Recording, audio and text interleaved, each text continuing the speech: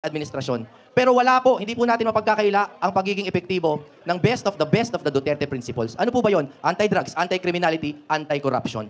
Lahat po tayo pwede magkaisa doon. Pero ito po sana ang tandaan natin. Hanggat kakaunti po ang boses natin sa Senado, we will not be able to institutionalize or turn into law ang mga paniniwala na ginawa at pinakilala sa atin ni Attorney Rodrigo Duterte. Para po tumagal at para ho hindi nababago-bago ang mga Duterte principles, isa batas po natin. Kaya sana po, tandaan ninyo ang PDP Laban Slate. Kilala nyo na po ba ang mga senatorial aspirants ng PDP? Kilala nyo na ba? Sana po, bukod sa kilalanin ninyo, ipagsigawan nyo po sa ating bayan na itong Duterte Slate na ito ay ipaglalaban ang best of the Duterte principles. Mabuhay po kayong lahat. Marami pa po magsasalita. Ako po ay nagpapasalamat lang na kami ay pinuntahan ninyo upang suportahan dito sa proclamation. Let this day be that one day na tayo ay makukuha uli ang ating pamahalaan at maitutuwid ulit ang ating landas bilang bayan. Maraming salamat po. Hapon sa ating lahat. Unang-una, nagpapasalamat ako sa inyo. Kahit na tayo ay nasa oposisyon, kayo ay nandito pa rin. Hindi kayo tumalon sa kabila. Hindi nyo kami dinidisown. Bagkos kayo ay andito pa rin, sumusuporta sa amin. Palakpakan po natin ating sarili. Yan ang mga tao na may prinsipyo. Yan ang mga tao na sa amin sa Bisaya, dunay baruganan. Kaya ako'y sumasaludo sa inyo. Sa Bisaya pa, bahalag mga bungi. Basta dili yung ko, monag baruganan. Kung sa Tagalog pa, bahala ko mga sira yung, awan ko, basta bungi. Bahalag mga bungi. Basta, hindi ako lilipat ng kampo. Yon po, itaga nyo sa bato. Alam po ninyo, noong Sunday, February 11, official first day of the campaign period, wala po tayong ginawa. Pinauna natin yung kabila. Sige, mag-proclaim kayo dyan. Kami, mga dihado man kami, dito lang kami mamaya after 2 days. Today, 13 kami mag-proclamation. Hinayaan natin sila. Ang ginawa namin ni Atty. Jimmy Bundok, pumunta kami sa simbahan sa Lourdes Church dito sa Quezon City. Kami po'y nagsimba doon kasi we believe na bago ka sasabak sa napaka-importanting bagay, kagaya nung kami ay mga sundalo pa, bago kami mag-jump off, aakyat sa bundok para makipaggira sa mga NBA, ginagadir ko yung mga tao ko. Kami lahat nagdadasal, Lord, sana 50 kami na aalis. Sana 50 rin kami makakabalik dito sa aming kampo. Yan ang palagi naming dasal. Na sana, Lord, bigyan mo kami ng lakas, presence of mind, para hindi kami matalo sa gira na ito. Kahit na ilang libong NPA yan, talagang uupakan namin yan, hindi kami atras. Basta nandiyan ka lang, Lord, huwag po kaming iwan. Yun po ang dasal namin. Kaya, February 11 was a very special day for us. Kaya kami ni Atty. Jimmy Bundok, we decided to go to church. Nagsimba kami at humingi ng blessing kay Lord. Na sana, Lord, yung aming campaign period, kaming lahat ng team PDP Laban, team PDP Laban Plus, kasama yung aming mga adopted members ng aming partido, sana po, bigyan mo kami ng lakas, bigyan mo kami ng magandang kalusugan para matapos namin yung aming kampanya. So, despite of that, sila'y nauna, wala nang ginawa, kundi puro patira ng tira sa atin. Wala nang kaming tahimik. We were giving you the moment. Sa inyo na yung February 11 at sa amin yung February 13. You have the moment. Pero bakit tayo tinitira? Ibig bang sabihin, takot sila sa atin? Ha? Isa lang indicator dyan. Kasi kung insignificant opposition tayo, bakit ko pakialaman kung sino-sino yan sila? Bahala kayo dyan, mga insignificant kayo. Pero the mere fact that the knowledge that the President of the Republic of the Philippines ang tumitira, ibig sabihin, we are somebody. Di ba? Ano ibig sabihin yan? Gusto ko lang sagutin. Ito, sagutin ko lang. In fairness, in fairness sa lahat ng mga mahirap na lumaki, nagbibinta ng suka na kagaya ko. Napakasakit po pakinggan na kami daw, yung aming team sa PDP, ay parang nagbibinta lang daw ng suka, tapos binigyan ng COC. Anong tingin nyo kay Atty. Hinlo? Abogado yan. Atty. Jimmy Bundok, abogado yan.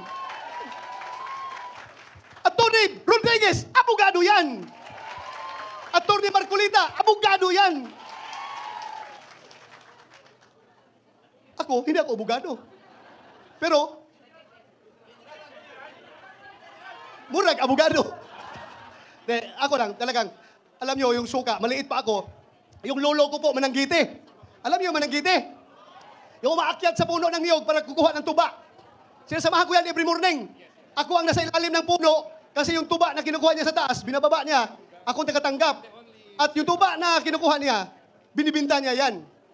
Kapag hindi nagbinta ang tuba, kinabukasan, bahal na yan. Ano ibig sabihin ng bahal? Hindi na presko. Bahal na, medyo mapakla na yung tuba. Pagkapangatlong araw, mas lalong mapakla, bahal pa rin ang tawag namin yan. Pero after the third day, hanggang 1 week and onwards, yung tuba ay nagiging suka. At yung suka na yan, hindi niya kinikwinta ng lolo ko, ang kanya tuba lang. Pag nabinta ang tuba, sa kanya yung pera. Pero yung suka, sobra na, ako na magbibinta niyan. So, income ko na yon, pambaon ko pag-eskwela. Nilalagay namin yan sa butilya ng bote ng long neck. Alam niyo yung long neck? Lapad, at saka yung lapad, yung tanduay. Nilagay namin yan, display ko sa labas ng bahay namin para mabili ng mga kapitbahay na dumadaan. Kaya, huwag nating maliitin yung mga nagtitinda dati ng suka. Dahil, hindi po masarap, hindi po bawal mangarap ang isang nagtitinda ng suka na magiging senador. Ako'y nagtitinda ng suka, pero nakapag-masteral degree ako. Nakapag-doctor of philosophy ako.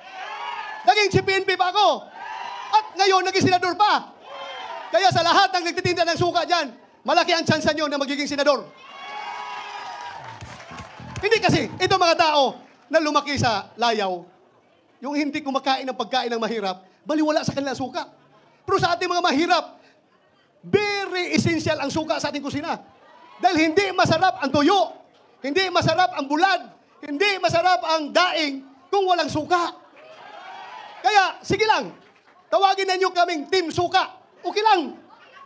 Team Suka, basta importante, kami ang nagpapasarap sa ulam ng mga taong mahihirap. Di ba? Kasi kung walang suka, hindi masarap yung daing, yung tuyo. Masakit masyadong malunok yung kanin na ang presyo ay tag 50 pesos, hindi 20 pesos, ha? Hindi 20 pesos ang kilo ng bigas. 50 pesos to 58 pesos. Minsan naabot pa ng 60 pesos. Kami po ang tumutulong na malunok ng ordinaryong tao, yung kanin na mahal dahil sa suka na sinasawsaw, yung bulad.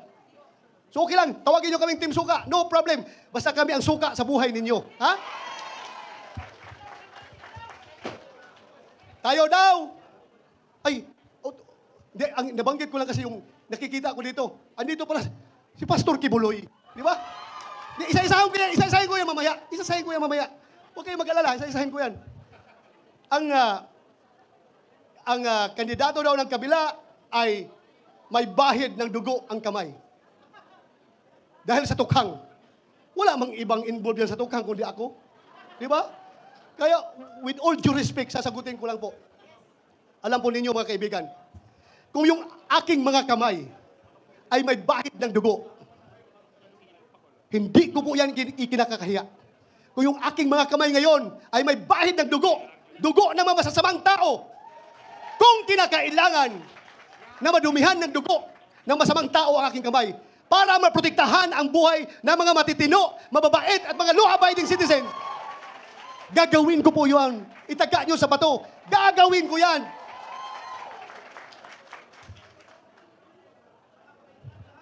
Alam nyo, ang Uplan Tukhang ay napakaganda po. Nung sinabi ko na wala kaming host, wala ang magsusuporta sa amin, wala kaming resources para mag-conduct ng rally. Wala po kami ang PDP Laban. Kaya kami ay maggawa na lang ng tukhang na pangangampin.